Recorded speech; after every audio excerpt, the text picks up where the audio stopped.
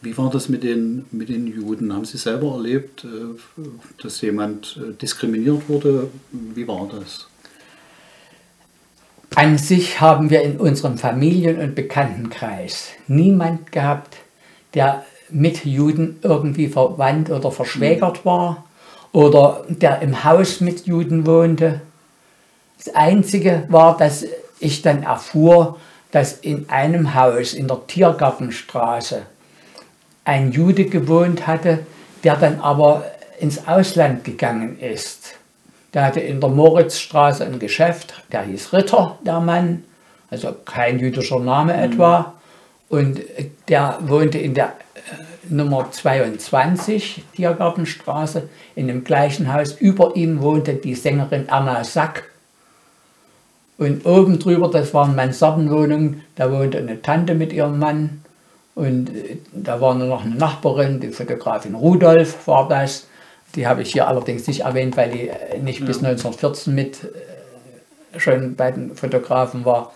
Aber die Fotografin Rudolf, die hatte nun wieder eine Untermieterin, eine Frau Rothschild, war ein jüdischer Name, aber die Frau Rothschild, die war nett und haben wir estimiert, wir Jungs. Und ich hatte noch einen Vetter, der ist aber gefallen im Krieg. Da haben wir auch kein Blatt vor den Mund nehmen brauchen, dass wir irgendwie da gestriezt worden wären oder meine Tante uns gesagt hätte, seid ein bisschen vorsichtig mit euren Liedern oder sowas. Nö, gar nicht. Haben Sie mal jemanden gesehen, der einen Stern tragen musste? Wir sind einmal über den Fürstenplatz, den Fetscherplatz, marschiert. Und da stand einer da am Artushof, der so einen gelben Stern hatte. Aber wir sind dort drüber marschiert, da hätte nicht einer sich darüber aufgeregt. Im Gegenteil, es fragten viele, was ist denn das für einer? Was haben Sie gedacht, was das bedeutet, wenn jemand so einen Stern tragen muss? War das ein Abzeichen wie das Hakenkreuz auch? Oder, das sahen wir als Prädikat an. Diskreditiert war der Mann für uns nicht. Das war üblich. Ja, es wäre üblich gewesen, wenn man es öfters gesehen hätte. Aber wenn man es einmal bloß sieht, da sagt man sich doch, naja, das ist eine ganz verschwindende Minderheit, die wir da haben. Aber da haben wir nicht daran gedacht, dass mit denen Schindluder getrieben wird. Ja.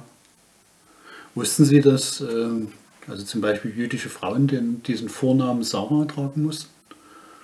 Oder dann das habe ich dann erst in der Lehre bei der Deutschen Bank, bei der Bankkorrespondenz. Da wussten wir dann, dass bei einer Jüdin der Name Sarah mit und bei einem Mann Israel diesen Zusatz in der Adresse hatten. Wie hätten Sie das gefunden, wenn Sie jetzt meinetwegen vor Ihren Namen Fritz schreiben hätten müssen? Wäre ich im Sauerkraut gewesen. Ja, die Amerikaner und die Engländer, die nannten uns im Krieg die Krauts. Krauts, ne? Ja. Genau. Wie hätten Sie das gefunden, wenn Sie, also ich habe es jetzt auf Fritz bezogen. Beinahe spaßig. Eher lustig. Ja, ich hätte da eher eine Kennzeichnung. Mein Vater, der hatte eher das Parteiabzeichen, und der fühlte sich mit dem Parteiabzeichen auch wohl, aber er hat sich natürlich nicht Hammer und Sichel an das war gemacht. Da wäre er schwer aufgefallen.